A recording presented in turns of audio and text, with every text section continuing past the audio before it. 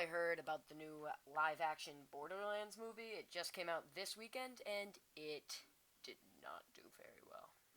Alright, let's get into it. Disastrous opening. The Borderlands movie grossed just $8.8 million in the US and $7.7 million internationally, totaling $16.5 million globally. That is terrible. High production costs. The movie was made on a substantial budget of over $145 million, making the low earnings particularly concerning. That's like $130 million lost on this movie, which is crazy.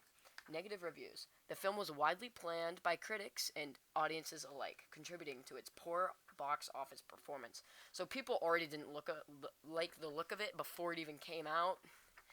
We'll get into that now. So they didn't. So it was kind of doomed from the beginning.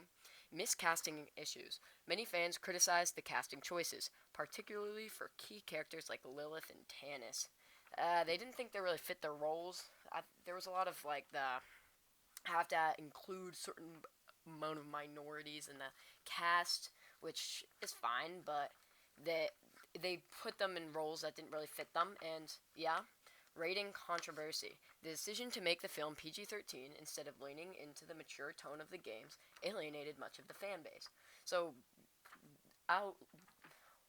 Borderlands, I almost called it Outlands. I don't know what was going through my head. Is like a more mature comedy games. Like they're funny, but they're not like made for kids. But they went PG-13 for this movie. So a lot of the humor that you would normally see in the Borderlands just wasn't there because, yeah, it was made for kids. No Handsome Jack. The absence of the popular character Handsome Jack was a significant letdown for fans of the game series. So Handsome Jack was not in the movie. He's funny. Studio concerns. Despite pre-sales that helped recoup some costs, the movie's failure raises concerns about the future investments in similar projects.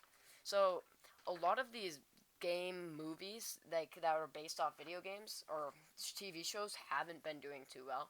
A lot of them have, though, like The Last of Us and Fallout. They've been doing pretty good, but a couple of these are doing really terribly, and this is kind of showing production companies that these aren't very profitable, and this is bad because I think they're cool. I think converting games into other forms of media is really cool.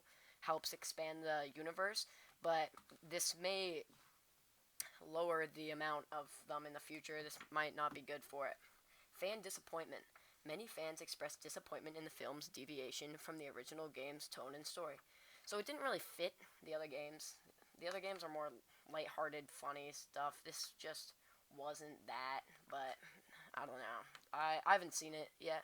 This is just what I'm reading from a GameSpot article, so.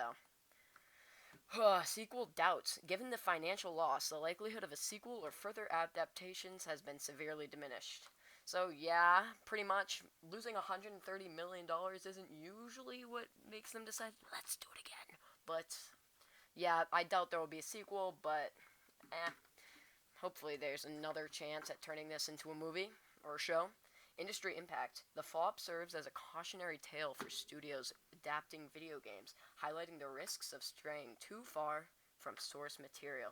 So, yeah, this is just showing the industry.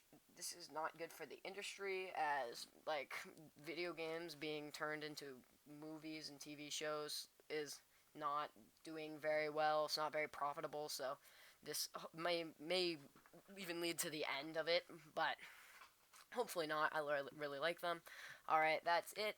Thank you to Any Muka from GameSpot for the information, and John Campy for the background footage. Thank you guys. Make sure to like and subscribe.